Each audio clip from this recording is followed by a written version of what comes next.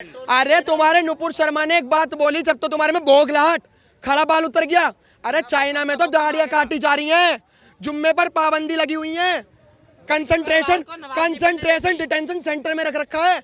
वहां तुम्हारी माँ ने, ये मैं हिंदुस्तान को नहीं बोल रहा, ये 56 मुस्लिम कंट्रियों को बोल रहा हूँ, वहां तुम्हारी माँ ने इतना दूध नहीं पिला रखा कि तुम चाइना से जाके बोल जाओ। अरे तुम पे थू है, तुम्हारी कौम पे थू है।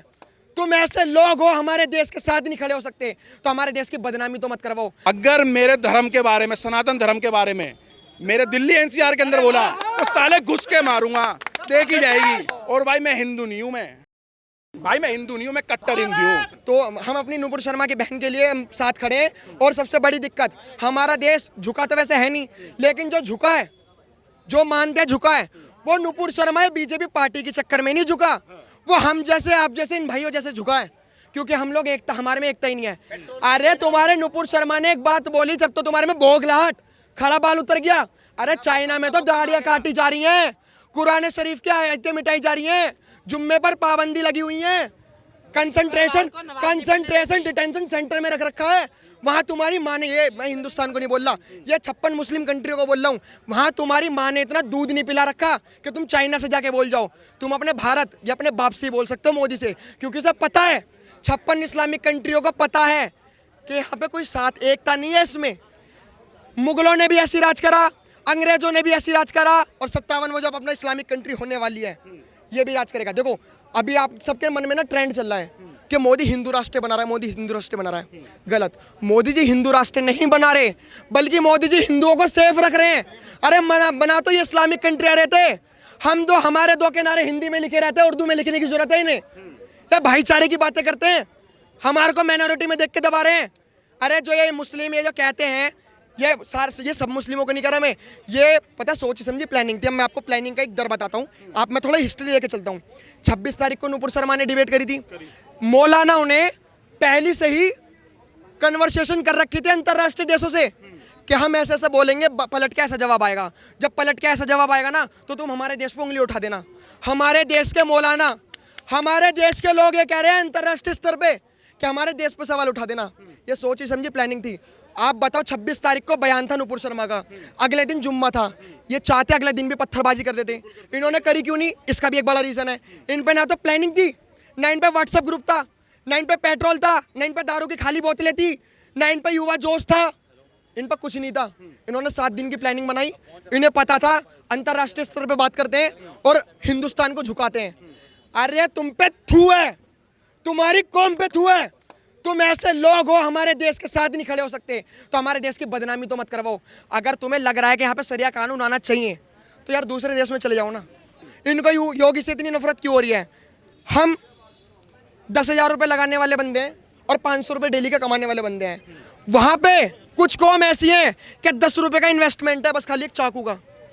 चाकू इधर पैसे का, बस यही 10 रुपये का इन्वेस्टमेंट है। ये मोदी ने खत्म कर दिया। अब मोदी ने खत्म कर दिया तो इनकी दुकानें बंद हो गई, दुकानें बंद हो गई तो बेरोजगारी आ गई, बेरोजगारी हो गई तो योगी ने इन पर अत्याचार कर दिया।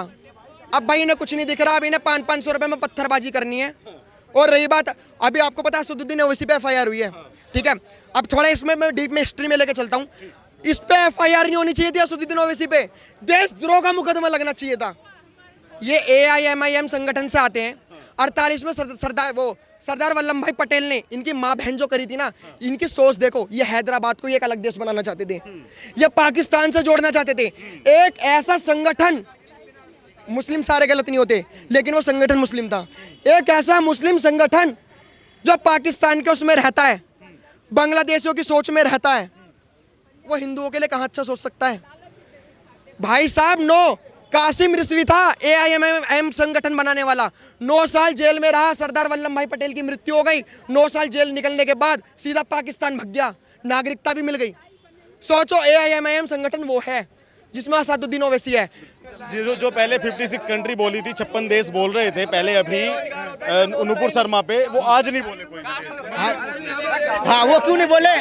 क्योंकि उसको अपना धर्म समझ में आता है, दूसरों का कहा, मैंने क्या कहा, उसको लगता है मेरा बाप बाप, दूसरे का बाप सरक छाप है। नहीं, वो अपने धर्म के लिए खड़ा है, तो दूसरे के धर्म के लिए क्यों नहीं बोल रहा है?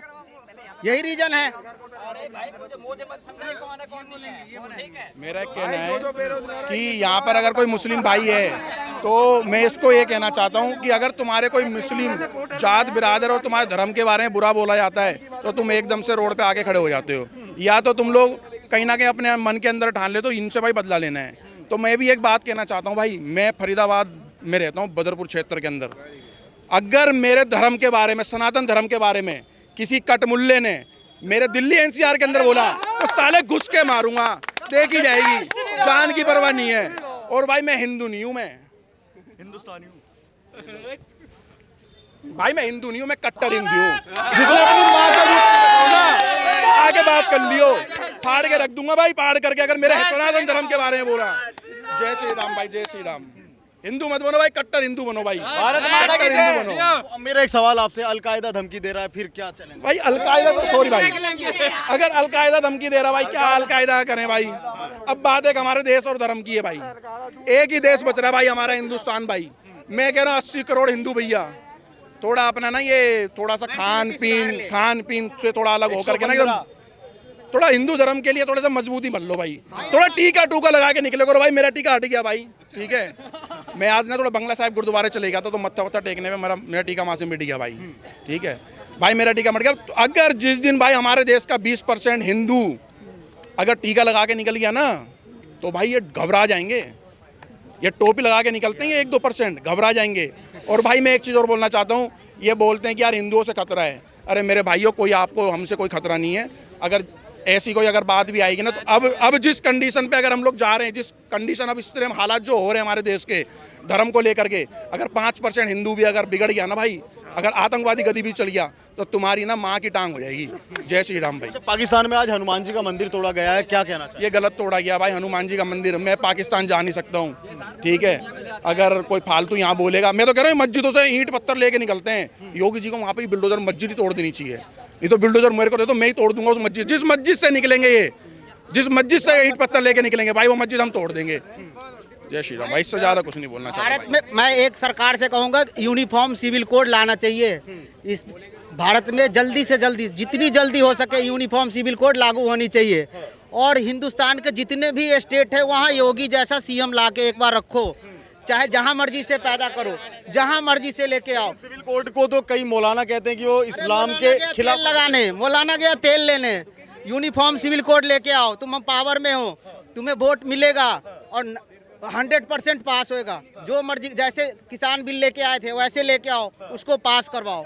यूनिफॉर्म सिविल कोड सरकार से आग्रह है कि जल्दी से जल्दी उसको पास करवाओ। क्या आना चाहिए सिविल कोड? सर बेकार है, सच में बेकार है। एक बात बताऊं, आप बोल रहे हो ना सिविल कोड आ गया है मुंबई में, ठीक है। वहाँ से है ना जितने बिहारी गुजराती है ना, सब जितने हैं ना, सबको वो लोग मार मार के भगाते हैं। जाओ बचा लो, बचा सकते हो? कोई ना भगा रहा है, कहीं ना भगा रहा है।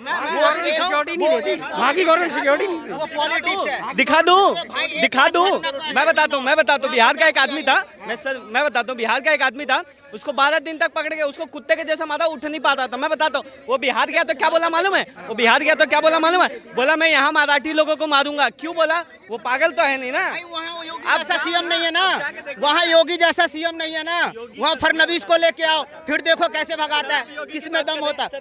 वहाँ फडणवीस को लेके आओ, फिर देखो कैसे भगाते हैं। योगी की बात कर रहे हो आप, मैं बताता हूँ। देखिए, बात अगर योगी की है ना, तो मैं थोड़ा भी ये नहीं बोलता कि योगी गलत है, बट कुछ चीजों में गलत है, बिल्कुल गलत है। क्या ये बताइए, आज पाकिस्तान में एक मूर्ति को चोट सर पहुंचाई। मैं बताऊं, सीधी सी बात है, ये हमारा ही किया धरा है, ठीक है। हम जो करते हैं ना वो वहाँ देख के वो भी करते हैं, ठीक है। अभी देखा आपने ये कानपुर, कहाँ कानपुर है ना, कानपुर के दंगे हो रहे थे सर, कानपुर के। मैं बताता हूँ सर, मेरी बात सुनिए, मैं बताता हूँ सर, मैं ब्राह्मण हूँ, ठीक है, मेरे को मालूम है। मैं बता रहा हूँ ना क्या करते हैं, मैं बताता हूँ क्या करते हैं हम लोग। कौन से मंदिर से पत्थर चला? हमने किया धरा, वहाँ से कौन से मंदिर से हमने पत्थर चला दिया कि वहाँ चल गया? अब तुम बताओ। पता है आपको एक चीज, हम यहाँ पे नहीं चलाते, हम पता है क्या करते हैं, हम आपस में ही लड़ते हैं, हम आपस में ही लड़ते हैं। यहाँ सुनो, पहली बात, हम आपस में ही यहाँ लड़ते हैं। सर बोलना आता है, बोलना नहीं आता। इस मंदिर से पत्थर, सर किसी भी मंदिर से नहीं चला। कौन सी मस्जिद तोड़ी गई? सर कोई भी नहीं चल, सर बिल्कुल वो अपना, देखो वो दूसरी कंट्री वो अपना है, लेकिन यहाँ पे हम कर रहे हैं ना, हम तो कर रहे हैं ना। मैं बताता हूँ, बेचारे पाकिस्तान भी हमारी है और आने वाले 10 साल में पाकिस्तान को भी लेके छोड़ेंगे।